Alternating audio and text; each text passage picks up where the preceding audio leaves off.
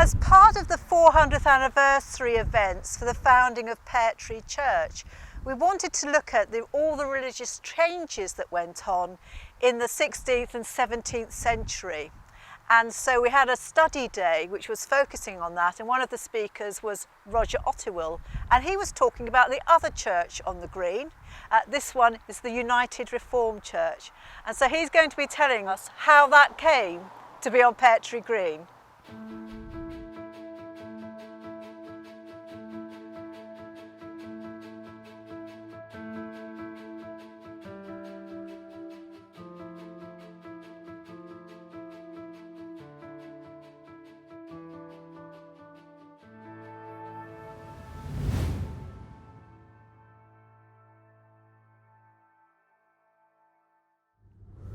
Right, well, a distinction's often drawn between the dissenters of the 17th century.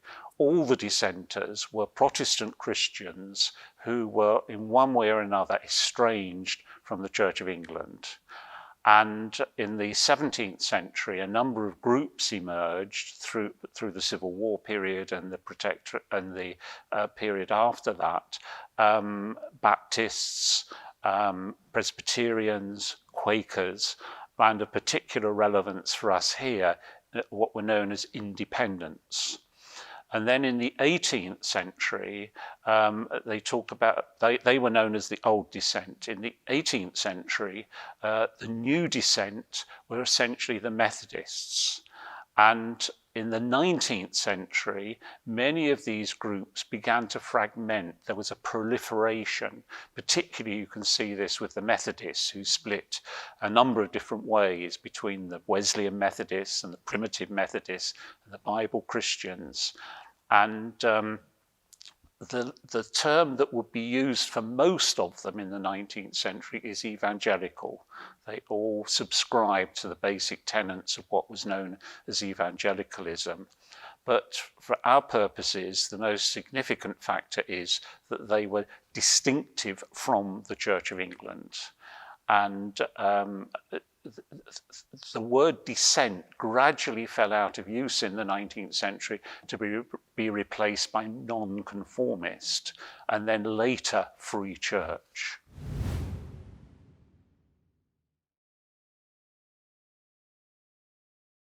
Well, the significance is that in Southampton, many of those dissenting denominations were represented. There were congregations of Baptists and Methodists and so on, but also very importantly a congregation of independents.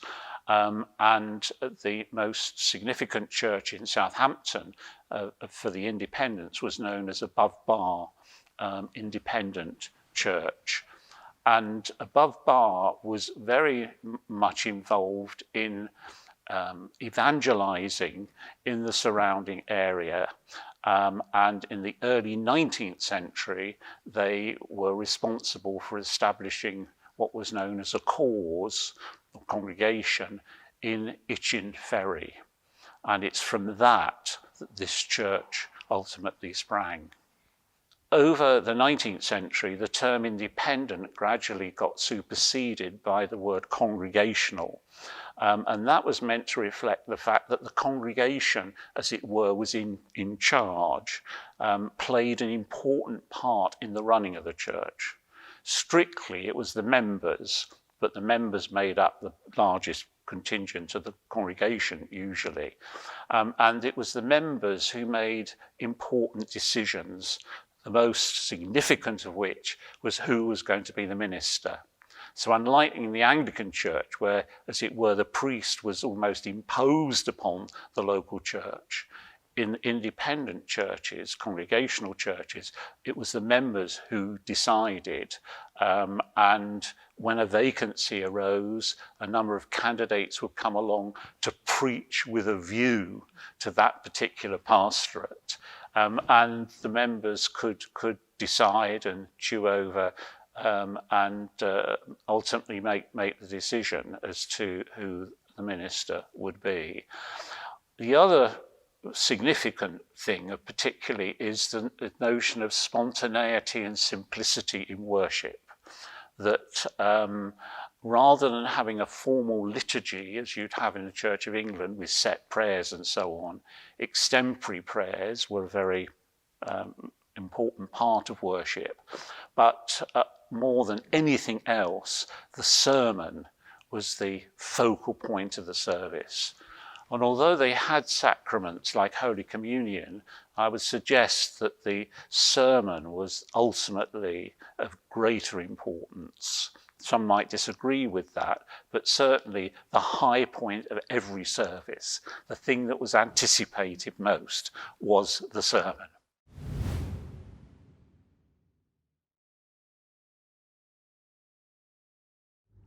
Well, the initial cause was established in 1808 down in Itchen Ferry. Initially, and this was quite common practice, they used a private house for their meetings. They soon outgrew the private house, and there would appear to have been a building erected with help from Above Bar. Don't forget, at this time, Above Bar was playing an important part in this initiative of establishing an independent cause in Pear Tree Green. It's not known for certain where that building is, and it certainly doesn't survive. But again, they outgrew that building. In time, there was a demand for building a more substantial edifice. And this is it. This was opened in 1840.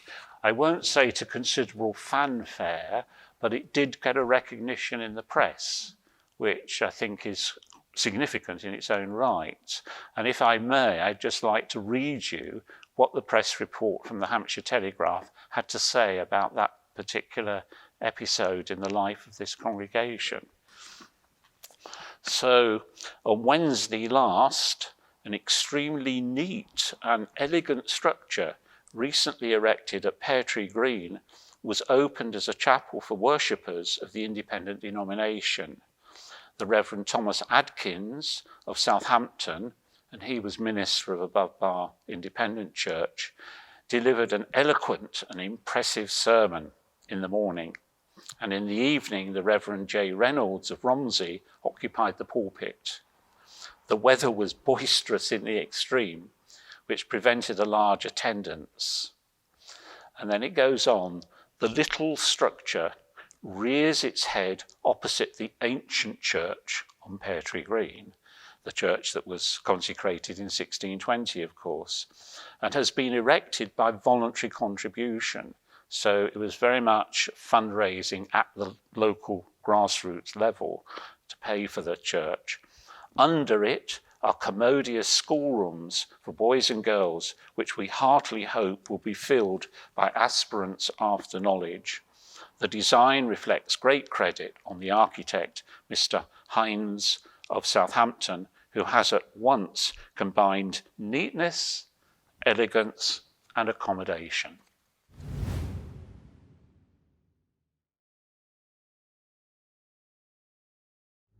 Well, as you come into the church, in the lobby, you'll see some old photographs of the church dating perhaps from the late 19th and certainly into the early 20th century, which shows what Pear Tree Green, well, how bare it was, relatively few trees at the time. And I think it's quite important to recognise how the church itself sees its legacy, its history, and it's quite nice to see those photographs. The second thing, perhaps more important, is the dominance of the pulpit. This is meant to symbolise the significance of preaching. The little table underneath is where communion would be served from, but it's as it were underneath the preaching where the preaching of the word took place. The balconies, which are still in situ, helped to increase the seating. Initially, it was claimed it could seat 200, but later on, I've seen figures of over 300 being able to be accommodated in here. And from time to time, it would be full, bursting at the seams. And then underneath this building, which of course we can't see at the moment, are the schoolrooms, what were once used as the schoolrooms and are now used as a service area.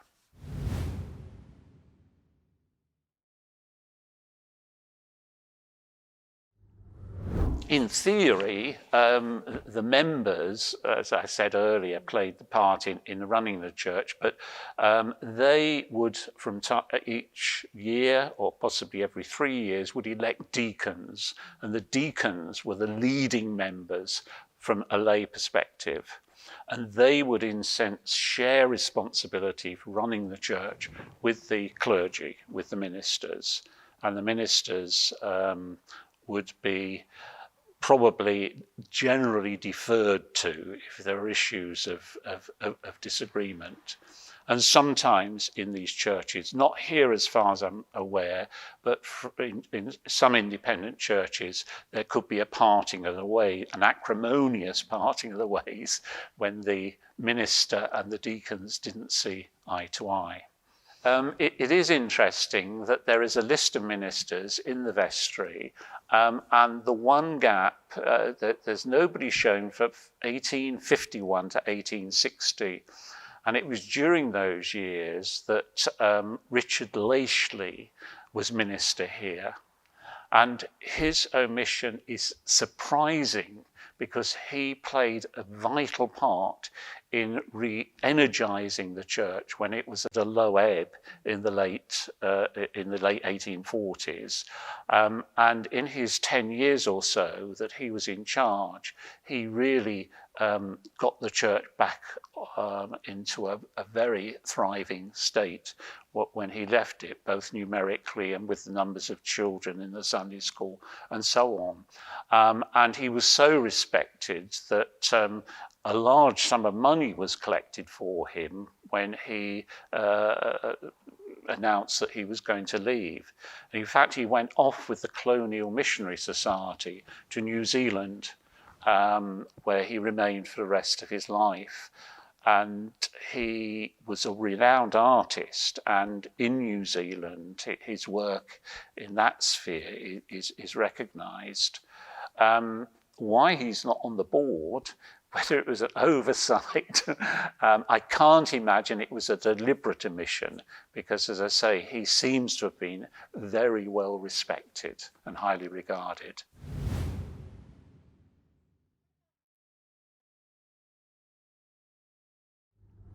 Well, three things I'd just like to highlight with regard to women.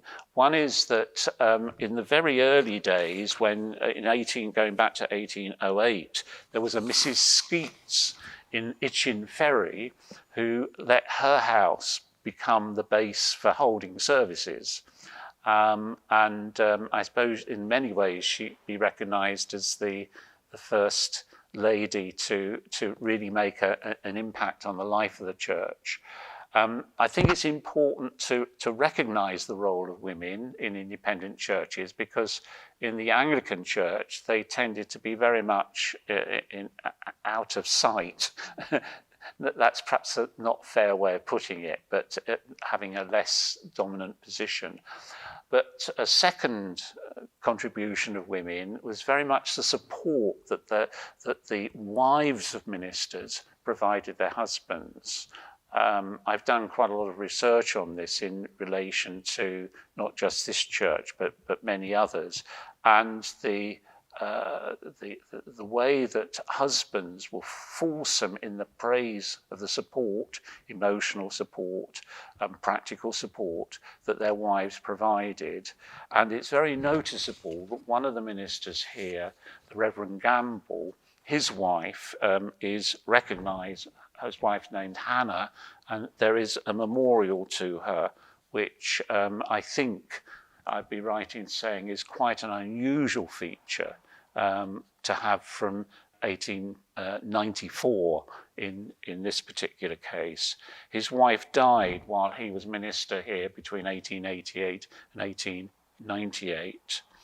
And then a couple of other ministers here, in their official obituaries, you get some nice little touches with regard to their wives. The Reverend Ernest Dudley, who was here from 1899 to 1911, his official obituary talks about the fact that his parish work, but more particularly that of his wife, would long be remembered. And then the Reverend Harold Hawkes, who's, by all accounts, he was here from 1926 to 1933, was a very shy person, quite competent in the pulpit, but someone who was perhaps nervous, self-effacing, and so on.